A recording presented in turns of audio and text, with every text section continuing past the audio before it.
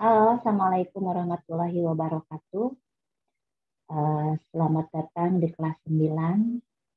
Selama satu semester ke depan, kita akan belajar mata pelajaran IPS bersama Ibu.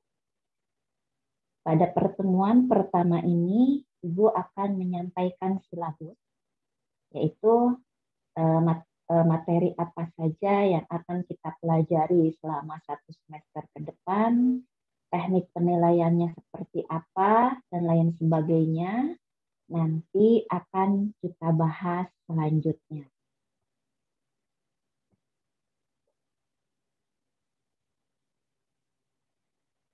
Di dalam mata pelajaran IPS, ada beberapa KD yang akan Ibu sampaikan. Ada kompetensi intinya.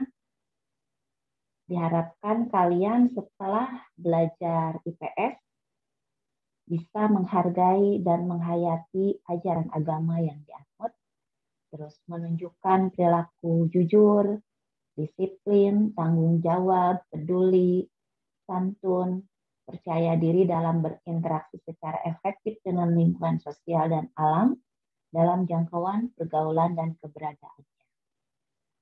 Terus kalian juga dituntut bisa memahami dan menerapkan pengetahuan, baik secara faktual, konseptual, dan prosedural, berdasarkan rasa ingin tahunya tentang ilmu pengetahuan, teknologi, seni, budaya, terkait fenomena dan kejadian tampak mata. Juga kalian diharapkan nanti setelah belajar IPS ini bisa mengolah, menyaji, dan menalar dalam ranah konkret, yaitu menggunakan, mengurai, merangkai, memodifikasi, atau membuat, dan ranah abstraknya bisa menulis, bisa membaca, menghitung, menggambar, dan mengarang, sesuai dengan yang dipelajari di sekolah dan sumber lain yang sama dari sudut pandang atau setting.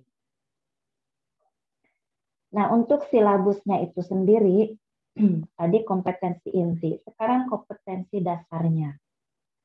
Nah, kompetensi dasarnya, kalian nanti diharapkan setelah belajar IPS ini bisa menelaah perubahan keruangan dan interaksi antar ruang negara-negara Asia dan benua lainnya yang diakibatkan faktor alam, manusia, dan pengaruhnya terhadap keberlangsungan kehidupan manusia dalam ekonomi, sosial, pendidikan, dan politik. Terus kalian juga bisa menyajikan hasil telaah tentang perubahan keruangan dan interaksi antar ruang negara-negara Asia dan benua lainnya yang diakibatkan faktor alam, manusia, dan pengaruhnya terhadap keberlangsungan kehidupan manusia dalam ekonomi, sosial, pendidikan, dan politik. Juga nanti di materi sosiologinya, kalian diharapkan mampu menganalisis perubahan kehidupan sosial budaya bangsa Indonesia dalam menghadapi arus globalisasi untuk memperkokoh kehidupan kebangsaan.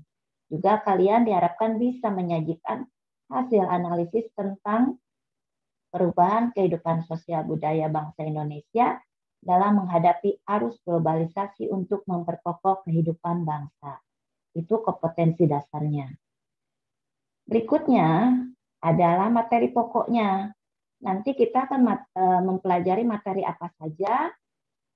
Ada dua materi yang akan kita pelajari. Yang pertama adalah tentang ekonomi, yang kedua adalah tentang sosiologi. Ekonomi sendiri, kita akan mempelajari kondisi geografis benua Asia dan benua lainnya. Kita belajar tentang letak dan luasnya, iklimnya, geologinya, rupa buminya, tata airnya, tata tanahnya, flora dan fauna melalui peta rupa bumi. Terus nanti juga kita akan mempelajari potensi sumber daya alamnya. Ada apa saja? Jenis sumber daya alamnya apa? Penyebaran di darat dan di laut ya. Dan kita akan mempelajari sumber daya manusianya setiap benua. Dilihat dari jumlah, sebaran, dan komposisinya, pertumbuhannya, Kualitasnya dilihat dari pendidikan, kesehatan, dan kesejahteraannya, juga keragaman etniknya, atau aspek-aspek budayanya.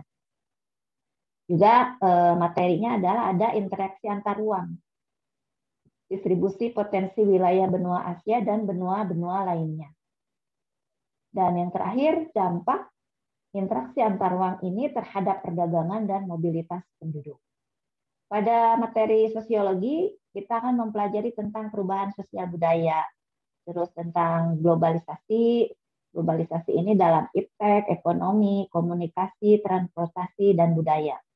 Terus dampak positif dan negatif globalisasi terhadap kehidupan berbangsa.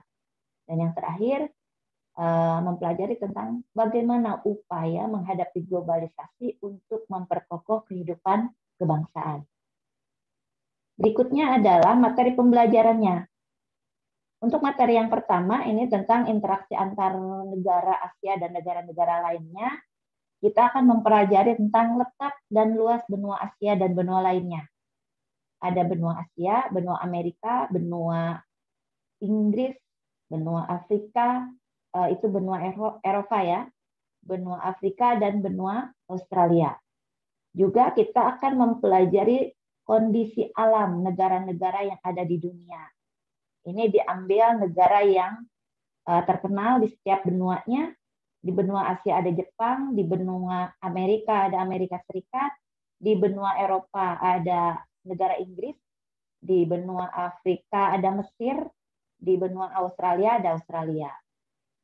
Dan juga mempelajari setiap benua itu tentang dinamika penduduknya dan pengaruh perubahan ruang dan interaksi antar ruang di Asia dan benua lainnya terhadap kehidupan ekonomi, sosial, budaya, politik, dan pendidikan.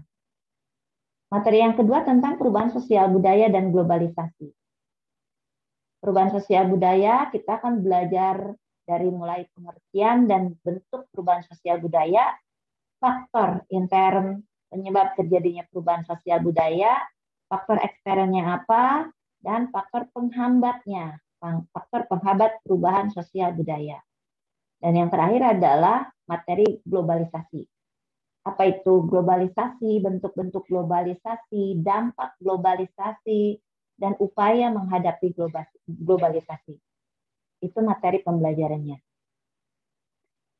Pembelajarannya seperti apa?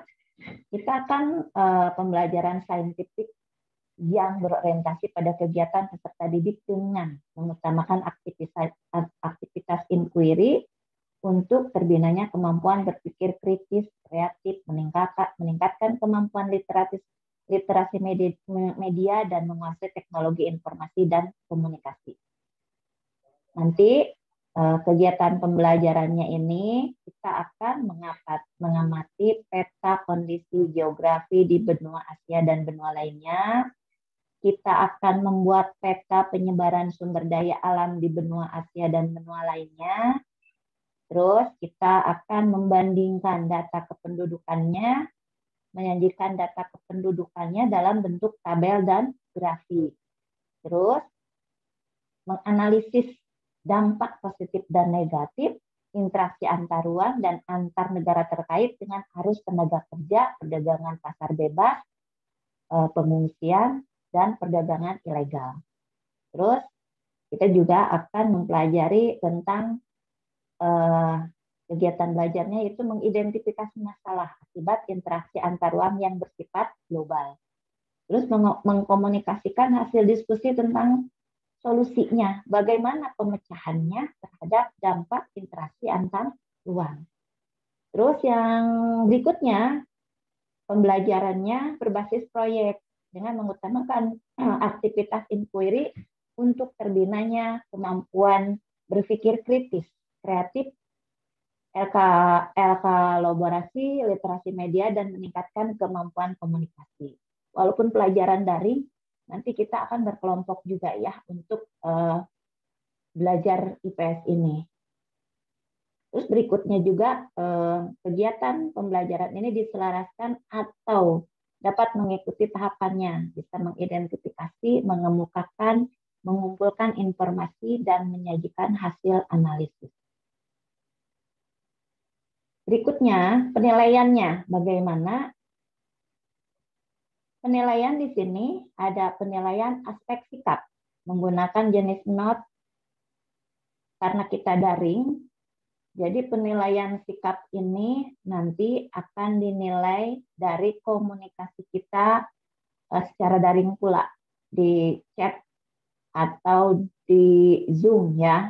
Nanti kita ke depannya akan belajar pembelajaran akan menggunakan Zoom meeting. Terus penilaian pengetahuannya ini nanti ada tes tulis dan penugasan. Kalau tes lisan kayaknya untuk daring ini tidak bisa dilaksanakan. Ibu hanya akan 2 mengambil penilaiannya, itu tes tulis dan penugasan.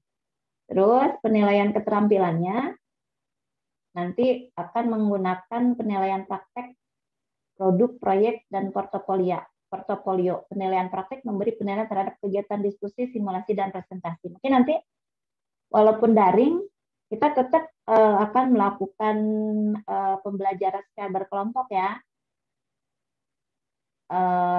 Nanti kalian presentasi melalui Google Meet atau Zoom Meeting. Nanti ke depannya, jadi teknik penilaiannya ada 3, ada penilaian sikap, sikap spiritual, dan sikap sosial. Ada penilaian pengetahuan, ada penilaian keterampilan. Aspek sikap, karena kita sedang daring, Ibu hanya akan menilai sikap kalian pada saat pembelajaran secara daring. Yang rajin bertanya juga nanti akan masuk ke dalam penilaian aspek sikap ya. Berikutnya adalah alokasi waktu. Nah, alokasi waktu ini ditempuh selama 36 jam. Pada pembelajaran daring ini ada 15 minggu yang bisa kita gunakan untuk menyampaikan materi-materi IPS semester 1 ini. 15 minggu dikurangi 1 pertemuan untuk PTS dan 1 pertemuan untuk PAS. Jadi total penyampaian materi ini adalah 13 minggu atau 13 pertemuan. Nanti kita akan dari 13 pertemuan itu kira-kira dalam 1 kali pertemuannya itu kurang lebih 2 sampai 2,5 jam. Nanti sistemnya bisa dengan cara share video atau kita melakukan Google Meet atau Zoom Meeting atau ada tugas-tugas proyek yang harus kalian kerjakan. Jadi nanti supaya kalian bisa menghitung bagaimana ketuntasan belajar kalian, kalian harus bisa menghitung dari awal. 1 semester ke depan ini adalah kita akan bertemu selama 15 kali pertemuan. Berarti penilaiannya ada 15 kali absen, ada 1 PTS, ada 1 PAS, dan 13 kali pertemuan.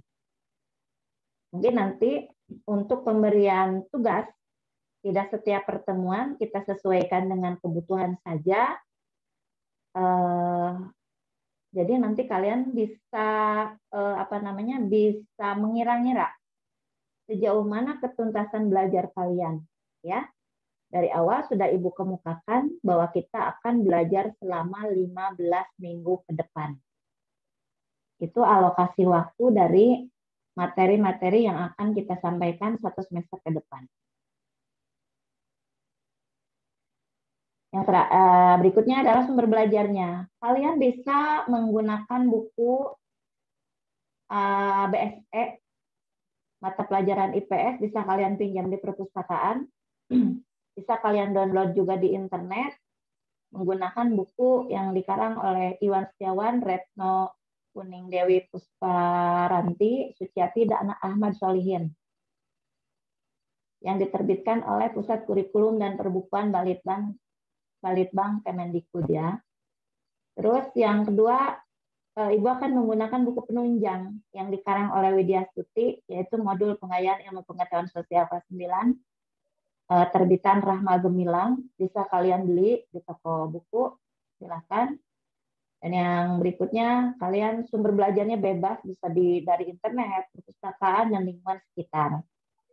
Kalian bisa googling, bisa searching, bisa cari banyak sekali sumber-sumber yang bisa kalian gunakan untuk belajar IPS ini ya. Penilaiannya yang akan dinilai itu nanti tentang religius, peduli, gotong royong, cinta tanah air, kerjasama, tanggung jawab, disiplin, dan kreatif. Terutama disiplin waktu ya. IPS kita akan selalu bertemu pada setiap hari Kamis jam 8. Setiap hari Kamis jam 8 kita on time untuk belajar IPS. Belajarnya nanti bisa melalui video-video yang Ibu share atau kita melakukan Google Meet atau Zoom meeting atau ada beberapa proyek yang harus atau tugas yang harus kalian kerjakan. Dan absensi selalu berjalan, akan Ibu share absensi setiap jam 8 melalui Google Form dan akan Ibu tutup pada jam 5 sore. Jadi kalau kalian yang tidak sempat mengisi absensi berarti dianggap tidak hadir. Nah itulah silabus mata pelajaran IPS yang akan kita pelajari selama 1 semester ke depan. Silakan kalian belajar di rumah. Seperti yang sudah Ibu sampaikan tadi, materi apa saja yang akan kita pelajari, kalian bisa cari sumbernya untuk membantu belajar kalian di rumah. Selamat mengikuti pelajaran IPS selama 1 semester ke depan bersama Ibu. Mudah-mudahan kalian di rumah tetap jaga kesehatan, walaupun kita belajar secara daring, tidak mengurangi rasa semangat kita untuk terus belajar, untuk terus memperbaiki diri, untuk terus menjadikan pribadi kita untuk lebih baik lagi. Sampai di sini dulu, kita bertemu di pertemuan berikutnya dengan materi kita yang pertama. Selamat belajar, jangan lupa jaga kesehatan. Assalamualaikum warahmatullahi wabarakatuh.